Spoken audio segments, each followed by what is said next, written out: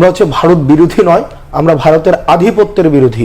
আপনি যদি দেখেন ভারত সব সময় একটি হচ্ছে সবসময় গেম খেলে আসছে, সেটা হচ্ছে ধর্মীয় একটি ট্রাম্প কার্ড। কিন্তু আপনাকে একটি জিনিস বুঝতে হবে, ভারতের চারপাশের যে দেশগুলো রয়েছে, নেপাল রয়েছে, ভুটান রয়েছে, বাংলাদেশ রয়েছে, পাকিস্তান রয়েছে, এবং একমাত্র ভারত মনে হয় দেশ যার প্রতিবেশী কোনো দেশের সাথে ভালো সম্পর্ক নেই।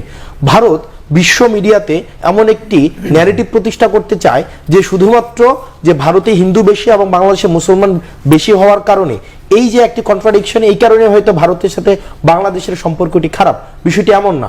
নেপালে হিন্দু সংখ্যা, হিন্দু আধিক্য হওয়ার পরেও কিন্তু নেপালের সাথে ভারতের সম্পর্কটি ভালো নেই। সুতরাং আমাকে দেখতে হবে যে ভারতের সমস্যাটি কোথায়।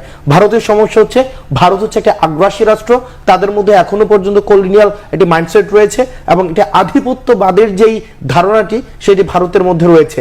আমাদেরকে স্পষ্টভাবে এটি বলতে হবে যে ভারতীয় আধিপত্যের নিপাত যাক এবং ভারতীয় আধিপত্যকে আমরা আর আপোষকামী কোনো দৃষ্টিতে আমরা দেখব না।